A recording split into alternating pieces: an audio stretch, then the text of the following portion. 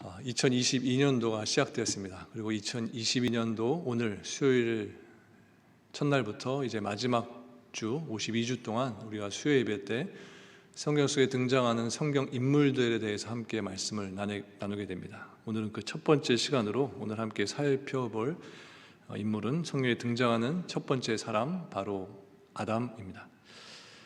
창세기 1장 말씀에 보면 하나님께서 천지를 창조하신 말씀이 기록되어 있는데, 하나님께서는 여섯 번째 날에 인간과 함께 가축들을 창조하셨습니다. 제가 창세기 1장 24절과 25절 말씀 읽어드리겠습니다. 하나님이 이르시되 땅은 생물을 그 종류대로 내되 가축과 기는 것과 땅의 짐승을 종류대로 내라 하시니 그대로 되니라. 하나님이 땅의 짐승을 그 종류대로, 가축을 그 종류대로, 땅에 기는 모든 것을 그 종류대로 만드시니 하나님이 보시기에 좋았더라. 여기 나오는 짐승, 가축이란 짐을 지우는 동물이라고 할 수 있습니다. 그래서 가축은 묵묵히 인간을 위해서 봉사하는 존재로서 하늘부터 지음을 받았다는 사실을 우리가 알게 되는 겁니다. 실제로 동물들은 인간에게 아무 말도 없이 묵묵하게 봉사를 해줍니다. 어떤 동물들은 농사하는 일에 쓰이는 동물도 있고, 또 어떤 동물들은 무거운 짐을 짊어지고 가는 그런 역할을 하는 동물들도 있습니다. 또 어떤 동물들은 교통수단으로서 그렇게 사용을 받는 동물들, 그렇게 봉사를 하는 동물들도 있습니다. 이처럼 하나님은 모든 피조물들을 하나하나 창조하시면서 그들에게 어떠한 목적, 분명한 목적을 부여하시고 그렇게 창조하셨다 하는 겁니다. 그렇다면 하나님이 첫사람 아담을 창조하신 목적은 무엇이었을까요? 즉 우리 인간을 창조하신 목적이 무엇일까요?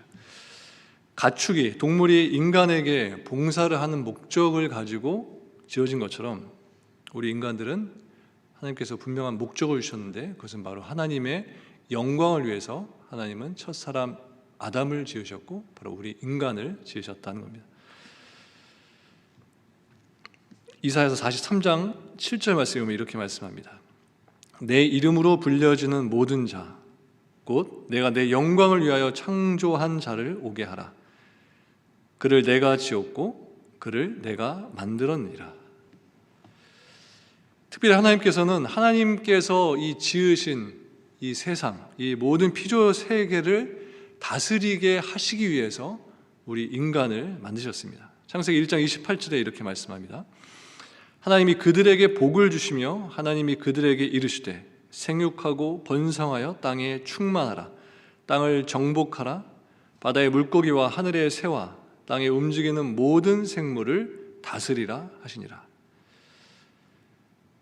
우리 인간들은 자신의 영광을 위해서, 그리고 자신의 욕구와 또 자신의 유익을 위해서 살아서는 안 되는 겁니다.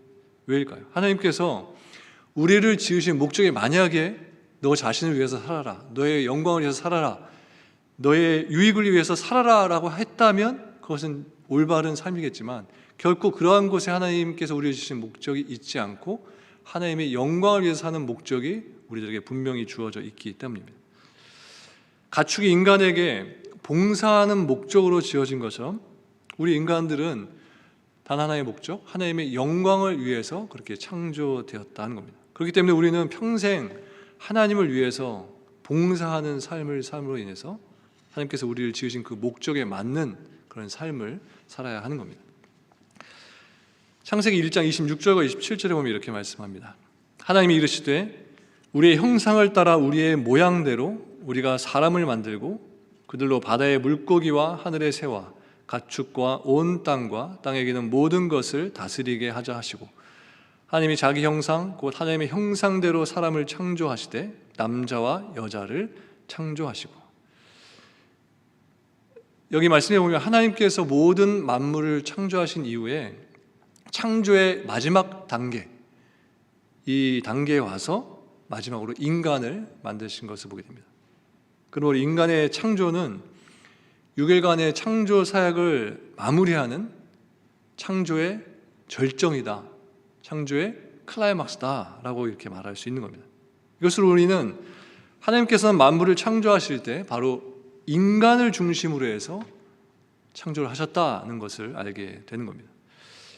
이처럼 하나님의 창조는 아무런 계획도 없이 그냥 무질서하게 하나님께서 그냥 기분 내키시는 대로 이렇게 하신 것이 결코 아니다는 겁니다. 즉 하나님은 창조의 꽃이라고 할 수 있는 인간의 창조를 미리 예정하시고 미리 계획해 놓으시고 인간을 창조하기에 앞서서 먼저 인간이 사는 데 필요한 모든 것들을, 완전한 것들을, 필요한 모든 것들을 하나하나 아름답게 만들어 주시고 준비해 주시고 창조해 주셨던 겁니다. 또 2장 7절에 보면 이렇게 말씀합니다. 여호와 하나님이 땅의 흙으로 사람을 지으시고 생기를 그 코에 불어넣으시니 사람이 생명이 되리라. 여기 말씀을 보면 하나님께서 우리 인간을 지으신, 창조하신 재료가 무엇인지 등장이 하는데 그 재료는 바로 흙이다라고 했습니다. 흙, 티끌, 즉 먼지를 말하는 겁니다. 조금 전에 우리는 인간이 하나님의 창조에 있어서 클라이막스와 같고 절정이고 인간의 창조는 창조의 꽃이다라는 사실을 우리가 함께 살펴봤는데, 그런데 그 인간을 구성하고 있는 그 재료가 흙이다라는 이 사실은 인간이 하나님 앞에서 얼마나 보잘것없는 존재인지를 우리들에게 보여준다고 할 수 있습니다. 여러분, 찰흙을 한번 생각해 보시기 바랍니다. 찰흙은 굳어지지 않기 위해서는 계속 조물딱조물딱 이렇게 주물러 줘야 됩니다. 그리고 우리는 그렇게 하나님께서는 우리를 주물러 주셔야 우리에게 이렇게 생기가 날마다 역사하게 되는 겁니다. 그리고 우리는 하나님의 손에 우리의 인생을 전적으로 맡길 때에 우리가 하나님의 멋진 작품으로서 우리들의 삶 속에서 날마다 드러날 수 있게 되는 겁니다. 이사야 선지자는 이사야서 64장 8절에 오면 이러한 고백을 합니다. 여호와여, 이제 주는 우리 아버지시니이다. 우리는 진흙이요 주는 토기장이시니 우리는 다 주의 손으로 지으신 것이니이다. 우리 인간들은 하나님께서 지으신 하나님의 작품이다라는 겁니다. 하나님께서 손으로 직접 흙으로 빚으시고 만드신 하나님의 작품들이다라는 겁니다. 그리고 이런 사실은 결국 우리 인간이 하나님께 절대 순종해야 하고 토기장이 되신 그 하나님께 절대 복종해야만 하는 존재다라는 것을 우리들에게 말씀해 주고 있는 것입니다. 하나님은 우리를 빚어주신 분이시기 때문에 하나님은 우리의 왕이 되시고 우리의 주인이 되시는 겁니다. 그러므로 우리는 하나님께서 우리를 어떻게 만드셨든 어떻게 빚으셨든 우리를 어떻게 빚으셔서 어떠한 방법으로 어떠한 목적으로 사용하시든 또 우리를 어떠한 환경에 있게 하시고 또 어떠한 형편에 놓게 하시든 늘 하나님의 뜻에 순종하면서 네, 아멘 하면서 그런 삶을 살아야 하는 겁니다. 그 누구도 하나님께 하나님 왜 나를 이렇게 만드셨습니까? 왜 나를 이렇게 살게 하십니까? 왜 나를 이렇게 사용하십니까? 이렇게 절대 반문할 수 없는 것입니다. 로마서 9장 19절부터 21절에 보면 이렇게 말씀합니다. 혹 네가 내게 말하기를 그러면 하나님이 어찌하여 허물하시느냐? 누가 그 뜻을 대적하느냐 하리니 이 사람아 내가 누구에게 감히 하나님께 반문하느냐? 지음을 받은 물건이 지은 자에게 어찌 나를 이같이 만들었느냐 말하겠느냐? 토기장이가 진흙 한 덩이로 하나는 귀히 쓸 그릇을 하나는 친히 쓸 그릇을 만들 권한이 없느냐? 또 창세기 2장 7절 말씀에 보면 하나님이 흙으로 사람을 지으시고 생기를 코에 불어 넣자 사람이 생명이 되었다 이렇게 말씀하고 있습니다. 여기서 생기란 하나님의 호흡을 말하는 것입니다. 즉 흙으로 된 인간에게 하나님께서 호흡, 숨을 불어 넣으심으로써 비로소 우리 인간이 흙의 상태에서 살아있는 생명체가 움직이는 생명체가 되었다는 사실입니다. 따라서 만약 우리가 하나님으로부터 멀리 떠나거나 또는 하나님께서 우리로부터 떠나신다면 그래서 우리 안에 하나님의 생기가 사라지게 된다면 우리는 생명이 없는 한 줌의 흙으로 되어버리는 것입니다. 그러한 의미에서 우리 인간들에게 있어서 진정한 삶의 터전은 바로 하나님이시다는 것입니다. 천지를 창조하신 하나님께서는 모든 생명체에게 그들을 위한 삶의 터전, 그들이 살 수 있는 삶의 터전도 함께 주신 것을 보게 됩니다. 물고기에는 그들이 마음껏 자유롭게 헤엄쳐 다닐 수 있는 물을 그들의 삶의 터전을 주셨습니다. 동물들에게는 그들이 마음껏 뛰어다닐 수 있는 땅을 그들의 삶의 터전으로 주셨습니다. 또 새들에게는 그들이 또 자유롭게 창공을 나를 수 있는 하늘을 삶의 터전으로 주셨습니다. 마찬가지로 하나님은 우리 인간들에게 삶의 터전을 주셨는데 바로 하나님이라고 하는 삶의 터전을 우리 인간들에게 주셨다는 겁니다. 그렇기 때문에 우리는 하나님 안에 머물러 있을 때에, 그 안에 머물러 있을 때에 인간으로서 진정한 삶의 이유와 목적을 품고 살게 되는 것입니다. 여러분, 아기가 태어났을 때 부모가 자녀의 이름을 지어주면서 그냥 뭐 생각나는 대로, 그냥 예전에 보니까 이런 이름 좋더라 해서 그냥 틱틱 이렇게 자녀의 이름을 그렇게 아무 생각 없이 짓는 부모는 없습니다. 고민하고 또 고민하면서 이 이름이 좋을까? 아니, 저 이름이 더 좋겠구나. 또 저 이름이 더 좋은 의미가 있구나. 이렇게 고민하면서 신중하게 아이의 이름을 지어주게 됩니다. 그리고 부모는 자녀에게 그 아이가 평생 이러한 모습으로 살아라라는 그런 바라는 마음을 담아서 그런 뜻이 있는 그런 이름을 자녀에게 지어주게 되는 겁니다. 하나님이 첫 사람 아담에게 이름을 지어주실 때 그 이름을 아담, 많은 이름들 중에 아담이라는 이름을 지어주셨습니다. 그리고 그 이름의 뜻은 우리가 살펴본 대로 흙입니다. 부모가 자녀 이름을 지어주면서 자녀가 그 이름의 뜻을 늘 기억하면서 마음속에 품으면서 살기 원하는 것처럼 우리 하나님께서도 아담이라는 이 이름을 지어주시면서 그가 항상 살면서 나는 흙이다, 나는 티끌이다, 나는 먼지다 라는 이것을 항상 기억하면서 살기를 원하셨을 겁니다. 아담이 모든 인간의, 모든 사람의 선조가 되기 때문에 어떻게 보면 우리 모든 사람들의 이름 앞에는 아담이라는 이름이 있는 겁니다. 성, last name, 이름, first name 앞에 우리에게는 오리지널 네임인 아담이라는 이름이 모두에게 있는 겁니다. 그래서 제 이름은 그냥 김창일이 아니라 아담 김창일입니다. 그리고 여러분들 이름 앞에도 다 아담이라는 이름이 있습니다. 그렇게 하나님께서 우리들에게 동일한 이름인 이 아담이라는 이름을 주시고 우리들 또한 늘 나는 흙이다, 하나님께서 흙으로 만드셨다, 티끌 같은 그런 존재다라는 것을 늘 기억하면서 살기를 바라시는 것입니다. 창세기 2장 9절 말씀입니다. 여호와 하나님이 그 땅에서 보기에 아름답고 먹기에 좋은 나무가 나게 하시니 동산 가운데는 생명나무와 선악을 알게 하는 나무도 있더라. 그리고 16절과 17절 말씀에 보면 이렇게 말씀합니다. 여호와 하나님이 그 사람에게 명하여 이르시되 동산 각종 나무의 열매는 네가 임의로 먹되 선악을 알게 하는 나무의 열매는 먹지 말라. 네가 먹는 날에는 반드시 죽으리라 하시니라. 하나님께서 생명나무를 주셨을 때 그 생명나무를 그 동산의 한 구탱에 잘 보이지도 않는 곳에 놓으신 것이 아니라, 어느 곳에 숨겨놓으신 것이 아니라 동산 한 중앙 가장 잘 보이는 곳에 놓으셔서 어디 있든지 그 생명나무를 항상 보게 하시고 또 언제든지 마음껏 그 열매를, 생명나무를 취할 수 있도록, 먹을 수 있도록 해주셨습니다. 하지만 하나님은 단 하나, 선악을 알게 하는 나무의 열매, 그것은 따먹어서는 안 된다 이렇게 명령하셨는데 아담은 그 명령을 어기고 열매를 따먹게 되었던 겁니다. 성경을 보면 수없이 많은 실패하고 또 실수한 사람들의 이야기가 등장합니다. 그런데 그 중에서 최고의 실패자를 한 명 뽑으라고 한다면 아담이라고 이렇게 말할 수 있을 겁니다. 아담은 이 세상에서 눈을 뜨자마자 그를 위해서 모든 것들이 다 준비가 되어 있었습니다. 먹을 것들도 풍성했고 그가 누릴 수 있는 모든 것들을 하나님께서 다 완벽하게 준비해 주셨습니다.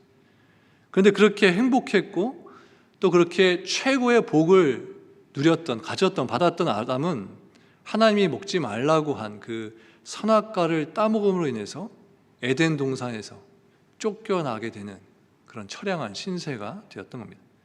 그렇게 최고의 복된 자리에 있었던 아담은 한순간에 실패의 자리로 떨어지게 되었던 겁니다. 아담이 실패한 이유가 무엇이었는지 몇 가지로 한번 살펴보고자 합니다. 첫 번째로 아담은 탐욕으로 인해서 실패하게 되었습니다. 그는 하나님과 같아지고 싶어하는 그런 탐욕의 마음을 가지게 되었던 겁니다. 그래서 그에게 탐욕이 생김으로 인해서 그는 죄를 짓고 그는 실패한 인생을 살았던 겁니다. 창세기 3장 5절과 6절 말씀입니다. 너희가 그것을 먹는 날에는 너희 눈이 밝아져 하나님과 같이 되어 선악을 알 줄 하나님이 아심이니라. 여자가 그 나무를 본즉 먹음직도 하고 보암직도 하고 지혜롭게 할 만큼 탐스럽기도 한 나무인지라. 여자가 그 열매를 따먹고 자기와 함께 있는 남편에게도 주매 그도 먹은지라. 창세기 2장 17절에 보면 하나님께서는 분명하게 아담에게 이렇게 말씀하셨습니다. 선악을 알게 하는 나무의 열매는 먹지 말라. 네가 먹는 날에는 반드시 죽으리라. 이렇게 분명하게 말씀하셨습니다. 그런데 뱀은 이 하나님의 말씀과 전혀 반대되는 말로 유혹을 한 겁니다. 그 열매를 먹게 되면, 그 선악을 알게 되는 열매를 먹게 되면 너의 눈이 밝아져서 너가 하나님과 같이 된다라고 이렇게 유혹을 했던 겁니다. 그리고 아담은 정말 그렇게 되었으면 좋겠다라는 그런 탐욕의 마음을 갖고 그 열매를 먹게 되었던 겁니다. 어떻게 피조물인 아담이 창조주 하나님의 자리에 오려고 그러한 탐욕의 마음까지 품을 수 있었던 걸까요? 아담은 다른 모든 것들을 이미 하나님께서 주셨기 때문에 그 모든 것들을 다 누릴 수 있는 그런 상태에 있었지만 아담은 남은 하나, 바로 선악과에 대한 욕심까지도 그가 품게 되었던 겁니다. 이처럼 탐욕은 부족해서 생기는 것이 아니라 나에게 감사가 없고 또 나에게 만족이 없게 될 때 그 순간 우리 안에 생기게 되는 것이 탐심이고 탐욕인 것입니다. 로마서 1장 21절에 보면 이렇게 말씀합니다. 하나님을 알되 하나님을 영화롭게도 아니하며 감사하지도 아니하고 오히려 그 생각이 허망하여지며 미련한 마음이 어두워졌나니. 또 누가복음 12장 15절에 보면 예수님께서 이렇게 말씀하십니다. 삼가 모든 탐심을 물리치라. 사람의 생명이 그 소유에 넉넉한데 있지 아니하니라. 사단은 지금도 우리에게 하나님과 같아질 수 있다, 너도 하나님과 같은 그런 능력을, 힘을 가질 수 있다라고 하는 그런 탐욕의 마음을 우리들에게 심어주고 있을 겁니다. 선악과를 따먹으러 했던 이 사단이 지금 다른 여러 가지 방법들로서 우리들을 그렇게 유혹하고 있을 겁니다. 어떻게 접근하고 있을까요? 우리에게 더 가지려고 하는 마음을 갖게 하고 더 누리려고 하는 이런 탐심의 마음을 갖게 할 겁니다. 지금 있는 것에 만족하지 못하게 하고 지금 있는 것에 감사하지 못하는 마음을 계속해서 우리들에게 심어줄 겁니다. 우리는 이런 유혹 속에서 아담과 같이 선악과를 따먹는 그런 죄를 지어서는 안 되고, 이럴 때일수록 우리는 하나님께서 우리에게 주신 생명나무를 붙들어야 하는 겁니다. 우리에게 생명나무는 하나님의 말씀이고 또 하나님께 기도하는 것이다 라고 말할 수 있을 겁니다. 유혹이 있을 때 선악과를 따먹는 그와 같은 죄를 지어서 안 되고, 그럴 때일수록 우리는 생명나무와 같은 하나님의 말씀과 또 기도를 붙들어야 한다는 겁니다. 아담이 실패한 두 번째 이유는 아담은 하나님의 명령에 불순종했기 때문입니다. 아담은 하나님의 명령보다 사단의 말을 믿고 그 말을 따랐습니다. 그래서 하나님께서는 창세기 3장 17절에 보면 아담에게 이러한 말씀을 하십니다. 아담에게 이르시되 내가 내 아내의 말을 듣고 내가 내게 먹지 말라 한 나무의 열매를 먹었은즉 땅은 너로 말미암아 저주를 받고 너는 내 평생에 수고하여야 그 소산을 먹으리라. 아담은 하나님의 명령에 순종하지 않고 그 명령의 말씀에, 하나님의 말씀에 따르지 않았기 때문에 복된 자리에서 저주의 자리로 그 순간 옮겨지게 되었던 겁니다. 이처럼 하나님께서 우리들에게 요구하시는 것은 하나님의 말씀에 대한 인간들의, 성도들의 순종입니다. 히브리서 11장 7절에 오면 노아의 이야기가 나옵니다. 11장 7절 말씀입니다. 믿음으로 노아는 아직 보이지 않는 일에 경고하심을 받아 경외함으로 방주를 준비하여 그 집을 구원하였으니 이로 말미암아 세상을 정죄하고 믿음을 따르는 의의 상속자가 되었느니라. 노아에게 하나님이 말씀하셨고 노아는 이 말씀, 그 하나님의 말씀을 지키기 위해서 120년 동안이나 친척들과 세상 사람들이 아무리 손가락질하고 바보라고 놀려도 그는 흔들리지 않고 하나님의 말씀을 붙들고 끝내 방주를 완성했던 겁니다. 우리 크리스찬들의 현재의 모습이 마치 노아가 방주를 짓는 그런 모습일 수 있습니다. 세상 사람들 보기에는 참 어리석다, 참 바보 같다라는 그런 모습으로 우리들의 신앙생활의 모습이, 우리들의 삶이 그들의 눈에는 그렇게 보일 수도 있습니다. 하지만 우리들은 노아가 하나님의 말씀만을 붙들고 방주를 지었던 것 같이 우리들도 하나님의 말씀에 늘 순종하면서, 하나님의 말씀에 순종하면서 살아야 하는 겁니다. 당장은 우리에게 손해가 있고 당장은 나에게 어려움이 있다고 할지라도 하나님의 말씀에, 하나님의 뜻에 불순종하는 모습이 우리들에게 결코 보여서는 안 된다는 겁니다. 아담이 실패한 세 번째 이유는 그는 자기의 잘못을 남에게 전가했기 때문입니다. 아내에게 전가했기 때문입니다. 아담은 참 비겁한 사람이었습니다. 여러분, 하나님께서는 혼자 사는 아담이 외롭게 보이셔서 그의 갈비뼈로, 아담의 갈비뼈로 배우자인 하와를 만들어 주셨습니다. 그때 아담은 하와를 보면서 창세기 2장 23절에 보면 이러한 말을 하게 됩니다. 아담이 이르되 이는 내 뼈 중에 뼈요 살 중에 살이라.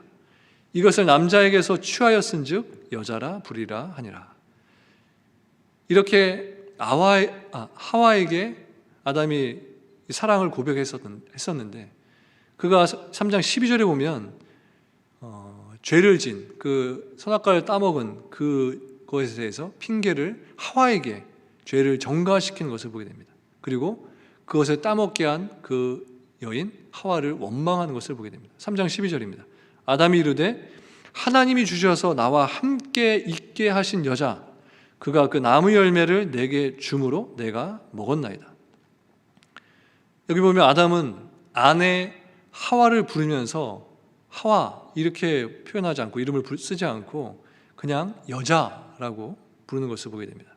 전에 하와를 향해서, 자기 아내를 향해서 내 뼈 중에 뼈요 내 살 중에 살이다 이렇게 살갑게 얘기했던 아담이 이제는 아내 하와를 향해서 저 여자 이렇게 부르면서 저 여자가 나를 꼬드겨서 저 여자가 죄를 짓게 했다 이렇게 자신의 죄를 여인에게 전가를 시키는 것입니다. 이렇게 자신의 잘못을 아내에게 남에게 전가시킨 것, 이것이 아담이 실패한 이유라고 할 수 있는 겁니다. 그리고 마지막으로 아담이 실패한 네 번째 이유는 그는 잘못을 뉘우치지 않았고 또 회개하지 않았기 때문입니다. 아담이 잘못했을 때 하나님은 그에게 회개할 기회를 주셨습니다. 그가 회복될 수 있는 기회를 분명히 주셨습니다. 하나님께서 아담아 너가 어딨냐 이렇게 부르셨을 때 아담이 이렇게 답을 했어야만 합니다. 하나님 제가 여기 있습니다. 하나님 제가 잘못했습니다. 하나님의 말씀에 제가 불순종했습니다. 먹지 말라고 하신 선악을 알게 하는 그 나무의 열매를 제가 먹었습니다. 아내의 잘못이 아닙니다. 제가 잘못했습니다. 용서해 주십시오. 이렇게 회개했어야만 하는 겁니다. 하지만 아담은 하나님께 변명을 했습니다. 그리고 아담은 하나님으로부터 숨었습니다. 아담이 선악과를 먹은 것도 문제였지만 선악과를 먹은 이후에 하나님께 회개하지 않은 것, 이것은 더 큰 문제라고 할 수 있는 겁니다. 하나님은 죄를 짓는 것도 미워하시지만 죄를 지은 이후에 그 죄에 대한 회개하지 않는 것을 더 미워하시는 하나님인 것을 알게 됩니다. 잠언 28장 13절에 보면 이렇게 말씀합니다. 자기의 죄를 숨기는 자는 형통하지 못하나 죄를 자복하고 버리는 자는 불쌍히 여김을 받으리라. 하나님께서 아담아 그를 찾고 부르셨던 것은 찾아서 그를 혼내시고 그를 벌주시기 위해서가 아니었습니다. 그를 회복시키시고 그가 회개할 수 있는 기회를 주시기 위해서였던 겁니다. 우리 크리스찬들의 삶은 어찌 보면 너무나 단순하다라고 할 수 있습니다. 하나님께서 우리에게 하라고 하는 것은 하고, 해서는 안 된다, 하지 말라 하는 것은 하지 않는 것입니다. 하지만 문제는 우리는 하나님께서 하라고 하신 것은 하지 않고 하지 말라고 하는 것은 하는데 우리들에게 문제가 있다는 겁니다. 생각해 보시기 바랍니다. 오늘 본문 속의 아담의 모습이 곧 현재 나의 모습이 아닌가 그렇게 생각되지 않으신가요?